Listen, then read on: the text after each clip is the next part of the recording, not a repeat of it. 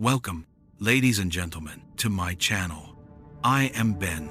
Today, we will step into the chilling case of a family camping trip that turned into a nightmare. 3 young sisters found lifeless in their tent, their final moments shrouded in silence and mystery. It was supposed to be a weekend of laughter and campfires beneath the Washington pines. Families flocked to the wilderness, children ran through the tall grass, and the crackle of firewood filled the night air. But in one isolated campsite, the serenity was pierced by a discovery that left even seasoned investigators shaken.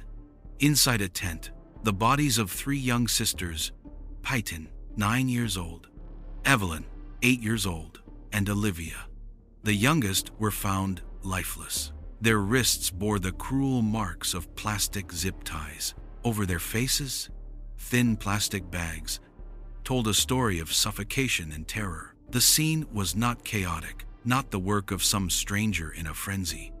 It was precise, deliberate, chilling in its coldness. Toys still lay scattered near the tent, half buried in the dirt, as if playtime had been interrupted by an unseen horror.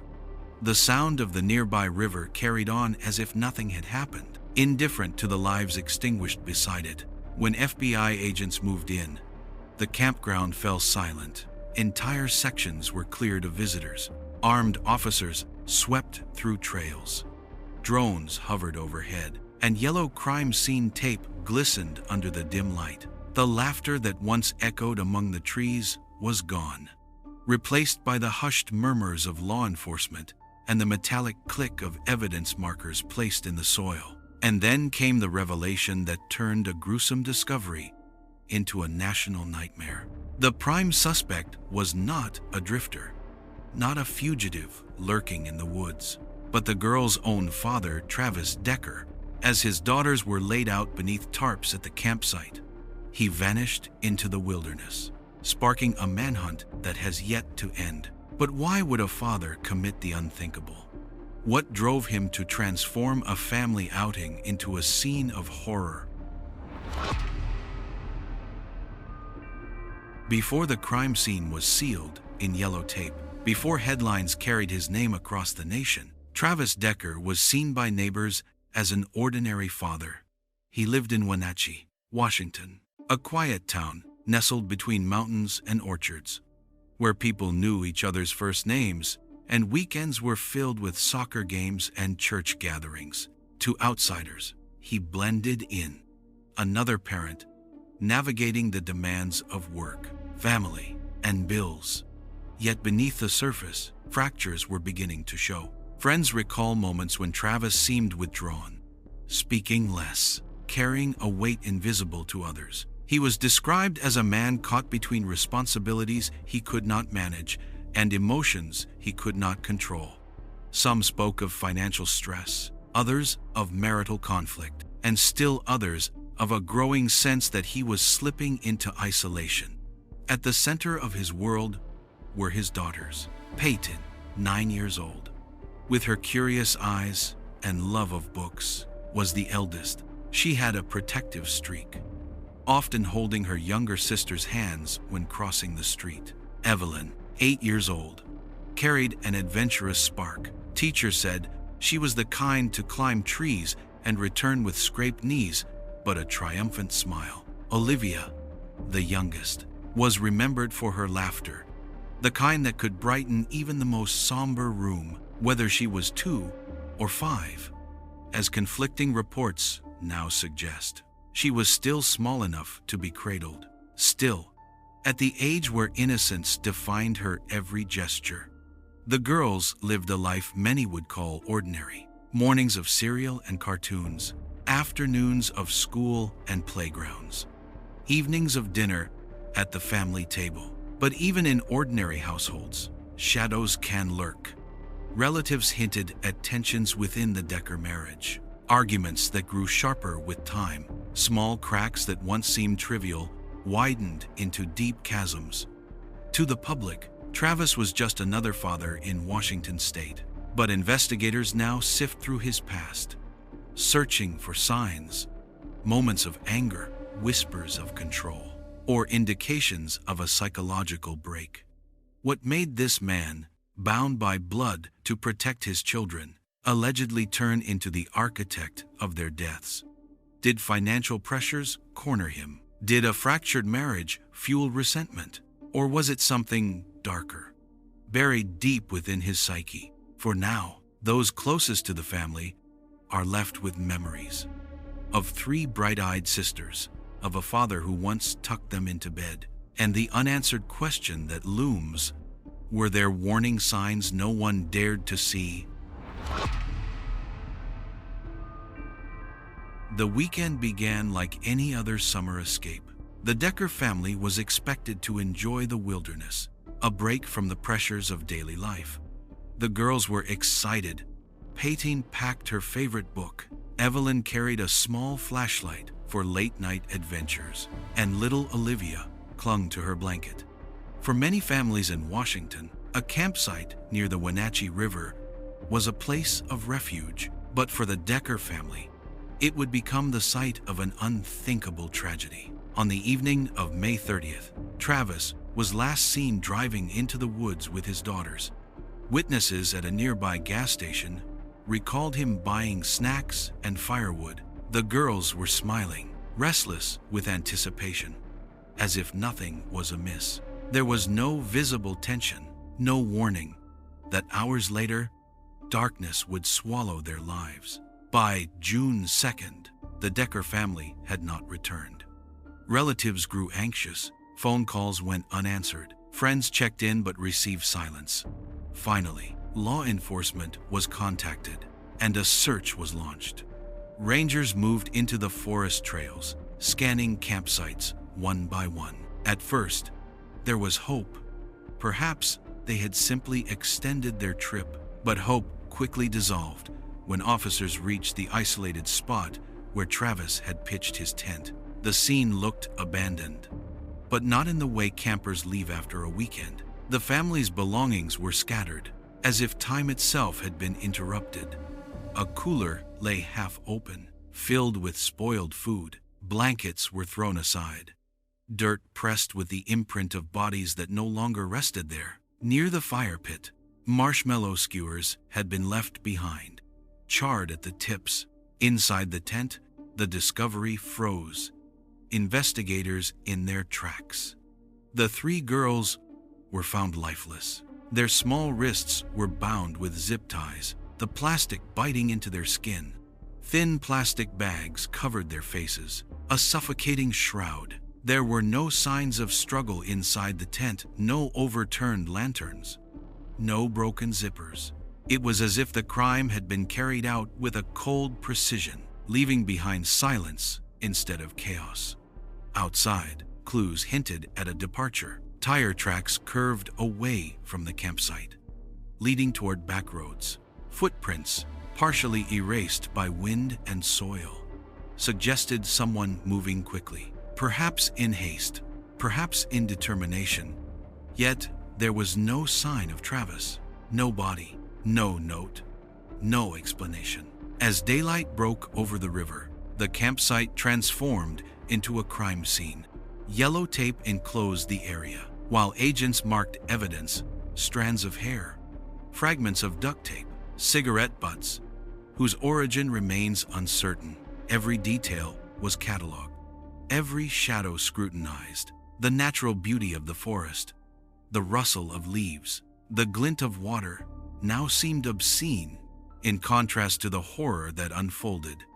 The girls' bodies were carefully carried out beneath tarps. The murmurs of investigators mixed with the muffled sobs of officers who had children of their own. In those moments, one thought echoed among the team: this was no random act of violence. This was intimate, deliberate, and the one person who should have been there to protect them, their father, was missing. Word spread quickly. By nightfall, the tragedy of the Decker sisters was headline news. The community mourned, 3 young lives stolen in silence. And the questions deepened. If Travis had fled, where did he go? And what possible motive could explain such calculated cruelty? The forest still held its secrets. Somewhere beyond the trails, a father was gone. And the answers to what happened between May 30th and June 2nd, those silent hours inside the tent, remained hidden. But investigators were only just beginning. The evidence left behind would soon open doors into the darkness of Travis Decker's world. And what they uncovered next would turn a family tragedy into a manhunt gripping the nation. The moment the bodies were discovered, the investigation shifted into high gear. The FBI descended on the Wenatchee campsite. Its tranquil trails transformed into a command center. Agents in tactical gear swept through the forest. Canines trained in scent detection searched for traces of the missing father. And drones circled overhead, mapping escape routes. Forensic teams worked methodically inside the tent. Every inch was photographed. Every object bagged. They collected fibers from the blankets, fingerprints smudged on plastic, and the bindings that had restrained the girls. DNA swabs were taken from the zip ties, from the plastic bags, and from cigarette butts left near the fire pit. It quickly became clear that this was not a crime committed by a stranger stumbling into camp. Evidence pointed to someone who had intimate access, someone who belonged in that tent. Investigators pieced together a timeline. Surveillance footage from a nearby store confirmed Travis and the girls buying supplies the evening of May 30th. Witnesses recalled seeing his vehicle heading toward the campsite, but never returning. By the time the girls were found, Travis was gone. The absence of any sign of forced entry, combined with the bindings and suffocation, painted a chilling picture. Authorities believed the killer had complete control of the victims. No defensive wounds were found on the girls, suggesting they may have been subdued quickly or perhaps trusted the person who bound them. That trust narrowed the suspect list to one. Within days, a nationwide manhunt was underway. The FBI obtained a federal warrant charging Travis Decker with the murders of his 3 daughters. His photograph was broadcast across television networks. His name echoed in headlines. His description circulated at border checkpoints. Tips began pouring in sightings of a man walking rural roads, a figure caught on a trail camera, a vehicle abandoned near a riverbank. Each lead sent agents scrambling, but none led to his capture. The Decker campsite was revisited multiple times as new evidence emerged. Forensic specialists returned to dig through the soil, uncovering discarded food wrappers, a knife partially buried in the dirt, and even shoe impressions believed to be Travis's. The knife bore traces of blood, though it has yet to be publicly confirmed if it matched the victims. Conflicting theories arose. Some speculated Travis may have planned the murders meticulously, choosing an isolated campsite to avoid detection. Others argued the act was impulsive, perhaps triggered by a mental collapse. The lack of a clear motive complicated the narrative, leaving investigators piecing together fragments of a man's unraveling life. Despite the uncertainty, one fact remained undeniable. Travis Decker was the last person seen with the girls, and his disappearance after their deaths placed him firmly in the crosshairs of law enforcement. The search continues. Armored vehicles patrol rural highways, helicopters hover over valleys, and community members lock their doors as the specter of an accused child killer lingers in the woods. With each passing day, the urgency intensifies, and the question grows heavier. If Travis Decker could kill his own children, what else might he be capable of while on the run? Crimes against children always strike at the core of human morality. But when the accused is their own father, the horror deepens into something almost unspeakable. The Decker case has forced investigators, psychologists, and legal experts to ask not just how the murders happened, but why. One theory centers on control, family annihilators, parents who kill their children often display a chilling need to dominate every aspect of their household. To them, the family is not a group of individuals with their own lives, but an extension of their own identity. When life pressures mount, financial collapse, marital disputes, or fear of abandonment, they sometimes turn their rage inward, seeing the destruction of their family as a way to reclaim control. Travis Decker's disappearance after the killings fits this pattern, the need to act decisively, then vanish, leaving behind devastation. Another theory is psychological collapse. Relatives hinted at marital tensions and financial strain, combined with potential undiagnosed mental illness, depression, paranoia, or psychosis. The stage may have been set for a catastrophic break. In such cases, reasoning distorts, reality blurs, and those closest become perceived not as loved ones, but as burdens or threats. If Travis fell into that spiral, his actions were less about malice and more about a fractured mind, unleashing destruction. Forensic psychologists point to details at the scene: no defensive wounds, no chaotic struggle. The girls may have trusted their father until the final moment. That betrayal underscores a darker psychological reality: the exploitation of trust. To harm a stranger is violence. To harm a child who trusts you completely is an act that defies the boundaries of human empathy. From a legal perspective, the evidence is mounting, but incomplete. DNA links, surveillance footage, and the absence of forced entry place Travis at the center of the case. Yet, until he is captured, the prosecution cannot move forward. If brought to trial, prosecutors would likely pursue aggravated murder charges, carrying potential sentences of life imprisonment or even capital punishment, depending on state statutes. Defense attorneys, on the other hand, may point to mental illness, diminished capacity, or emotional breakdown in a desperate attempt to mitigate. The contradictions are stark.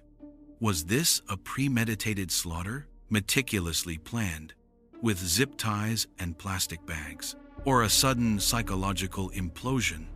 Did Travis intend to erase his family, or was he consumed by forces he could not control? The truth may never be fully known unless he is found alive and willing to speak.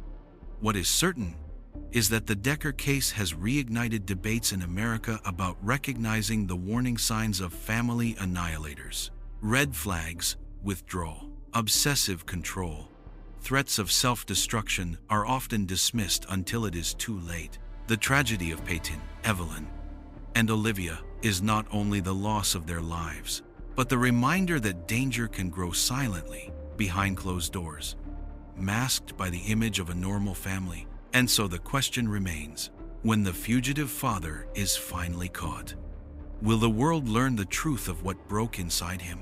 Or will the silence of the forest remain the only witness to his descent? The murders of Paityn, Evelyn, and Olivia Decker left a wound far deeper than a single family. In Wenatchee, grief spilled into the streets. Outside the elementary schools the sisters once attended, flowers piled high, teddy bears lined the fences, and handwritten notes trembled in the wind. Children drew pictures of rainbows and angels, taping them to classroom doors in memory of friends they would never see again. Vigils were held in churchyards and community centers. Hundreds gathered, candles flickering in the dusk, their voices uniting in hymns and prayers.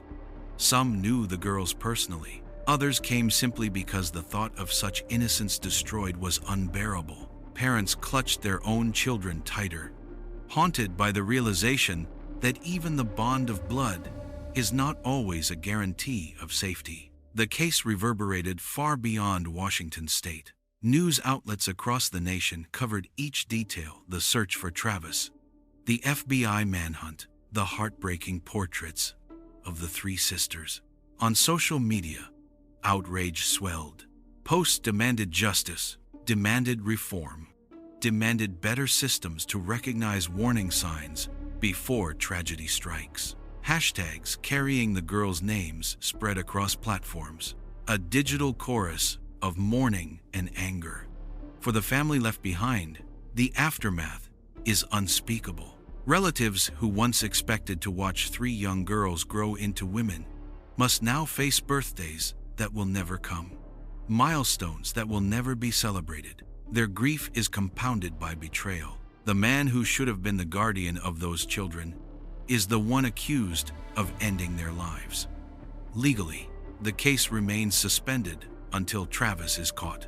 Without a trial, closure feels distant. Yet even in his absence, the story has already altered the community. Parents speak more openly about mental health, about the need to intervene when warning signs appear. Schools bring in counselors to talk to children about grief. The tragedy, while devastating, has sparked a collective reckoning. And still, one question lingers in the silence left behind. Will Travis Decker ever be found? And will the truth of that night ever be spoken aloud? Until then, the memory of Paityn, Evelyn, and Olivia lives on, not just as victims of a crime, but as symbols of innocence lost, and as a reminder of the fragile line between family and fear. In the quiet woods of Washington, a crime unfolded that still leaves us speechless. The loss of Paityn, Evelyn, and Olivia is not only a family's heartbreak, it is a reminder to every one of us that danger does not always come from the shadows. Sometimes it grows inside the very place we believe to be safest, our own homes, our own families. What happened at that campsite forces us to confront a difficult truth. We cannot ignore the warning signs of psychological collapse, domestic conflict, or unchecked isolation. In America, we measure distance in miles, but the real distance that matters is the emotional space between loved ones. When that space grows too wide, tragedy can fill the gap. So tonight, I leave you with this question. What do you think pushes a parent over the edge to harm the very children they were meant to protect? Was it control, desperation, or something darker still? Share your thoughts in the comments. I truly want to hear your perspective, and if you believe these stories must continue to be told, please like this video, subscribe to the channel, and help us reach more people who care about justice and truth. Together, we can keep these conversations alive, and perhaps prevent the next tragedy.